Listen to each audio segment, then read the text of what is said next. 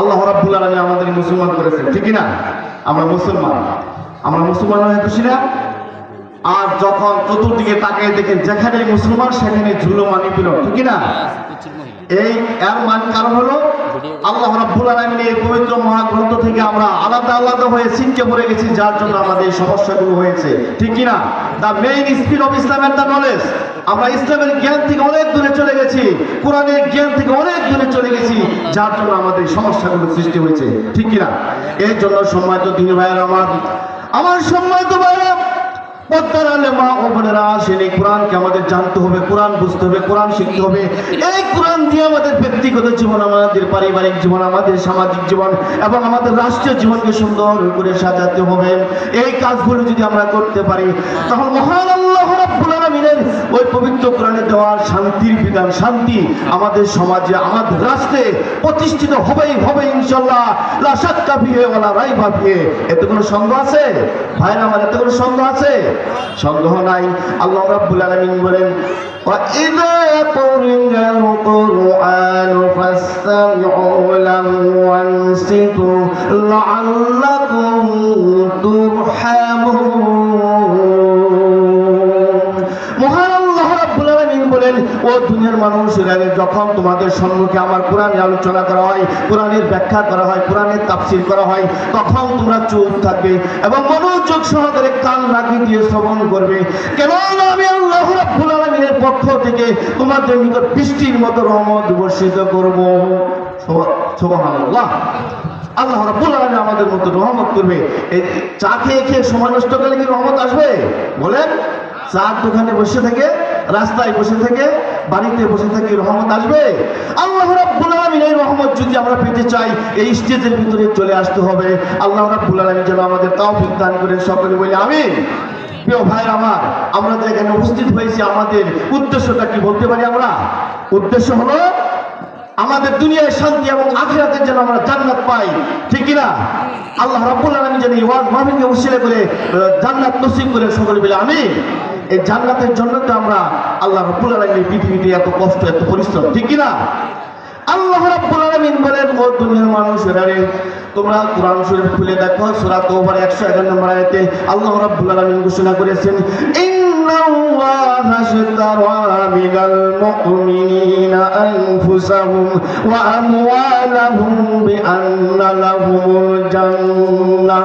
আল্লাহ রাব্বুল আলামিন বলেন, তোমাদের ঈমান এবং জানের বিনিময়ে আমি আল্লাহ রাব্বুল আলামিন জান্নাত দিয়ে ক্রয় করে নিয়েছি। সুবহানাল্লাহ। আল্লাহ রাব্বুল আলামিন এই জান্নাতি আমাদের ঈমান এবং মালটা, এই যে আমরা কথা বলতেছি না, এটা জীবন, আর আমাদের সহায় সম্পত্তি আছে না, এটা কি মাল। এই জীবন এবং মালের বিনিময়ে আমি আল্লাহ রাব্বুল আলামিন তোমাদের কাছ থেকে জান্নাতের বিনিময়ে ক্রয় করে নিয়েছি। সুবহানাল্লাহ। তাহলে এমন কোন রাস্তায় শ্রম দেওয়া যাবে না, জীবন দেওয়া যাবে না, যে রাস্তায় আল্লাহ রাব্বুল আলামিনের রাজি খুশি নাই। এমন কোন রাস্তায় সম্পদ ব্যয় করা যাবে না, যে রাস্তায় আল্লাহ রাব্বুল আলামিনের রাজি খুশি নাই। এখন যদি আমরা আত্মহত্যা করে কেউ, তাহলে কি যদি বলেন, ভাই জীবন আমার, আমি শেষ করে দেবো, তাতে সমস্যা কোথায়? সমস্যা আছে। আমরা জীবন বলে দাবি করি ঠিক, কিন্তু মূলত মালিককে বলেন, মূলত মালিককে আল্লাহ রাব্বুল আলামিন মালিক। যে আল্লাহ রাব্বুল আলামিন মালিক, আল্লাহ রাব্বুল আলামিন ঘোষণা দিচ্ছেন, খবরদার দুনিয়ার মানুষ, তোমরা যদি নিজে ইচ্ছায় আত্মহত্যা করো, তাহলে তোমাদের জন্য চিরস্থায়ী জাহান্নাম। নাউজুবিল্লাহ। অনেকে আমরা ফাঁসি টানে আত্মহত্যা করে না, কিন্তু আত্মহত্যা করা যাবে না, মহাপাপ। খবরদার, খুশিয়ার বা পদ্মার আলেমা ও বোনেরা, প্রিয় এলাকাবাসী, যুবক ভাইয়ের আমার, এই স্টেজকে সারাতে গিয়ে যুবক ভাইরা অনেক পরিশ্রম করেছে না? এলাকাবাসী কষ্ট করেছে, মুরব্বীরা সহযোগিতা করেছে, ঠিক কিনা? জবাব দেন আপনারা। এই স্টেজকে, এই ওয়াজ মাহফিলকে, এই কোরআনের স্টেজকে সাজাতে গিয়ে মুরব্বীরা সহযোগিতা করেছে, যুবকেরা সহযোগিতা করেছে, প্রিয় এলাকাবাসী সহযোগিতা করেছে। আমার সম্মানিত দিনী ভাইরা, যুবক ভাইয়ের আমার, এই কোরআন পাককে যদি আল্লাহ রাব্বুল আলামিন কালামকে যদি প্রশ্ন করুন, ও কোরআন তুমি বলে দাও তো, মহান আল্লাহ রাব্বুল আলামিনের নিকট তার কথা সবচেয়ে উত্তম হতে পারে, দামি হতে পারে।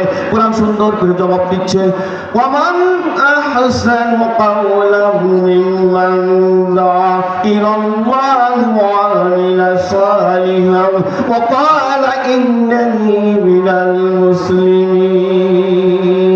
আল্লাহ রাব্বুল আলামিন বলেন, আমি আল্লাহ রাব্বুল আলামিনের কাছে কার কথা শুনতে উত্তম হতে পারে, দামি হতে পারে, প্রিয় হতে পারে, যে নাকি আমি আল্লাহ রাব্বুল আলামিনের প্রতি ডাকি আহ্বান করে তার কথার চেয়ে আমার কাছে কারো কথা দামি হতে পারে না।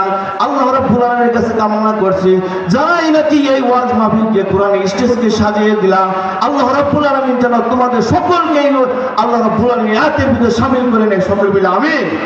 আল্লাহ রাব্বুল আলামিন আমাদের এই ওয়াজ মাহফিলকে এই কোরআনের জন্য স্টেজ সাজানো হয়েছিল। ভাইরা আমার, যুবক ভাইরা আছেন এখানে, এই কোরআনের জন্য স্টেজ সাজানো হয়েছে না? এই কোরআন দিয়ে আমাদের জীবন গঠন করতে চাই, এই কোরআন দিয়ে আমরা বাঁচতে চাই, এই কোরআনে আইন আমরা মানতে চাই, এই কোরআন নিয়ে মরতে চাই। যারা এই নাকি এই কোরআনে বিরোধিতা করবে তাদের মোকাবেলা করবো, কিন্তু বাতিলের সামনে মাথা নত করবো না, ঠিক কিনা? নারে তাকবীর, নারে তাকবীর। আল কোরআনের আলম, আল হাদিসের আলম, ওয়াজ মাহফিল যেখানে, বেড়া খারাপ লাগতেছে। আমরা ওয়াজ করার জন্য বসে দিয়ে আজকে হুজুরদের কাছ থেকে ওয়াজ শুনবো, ঠিক কিনা?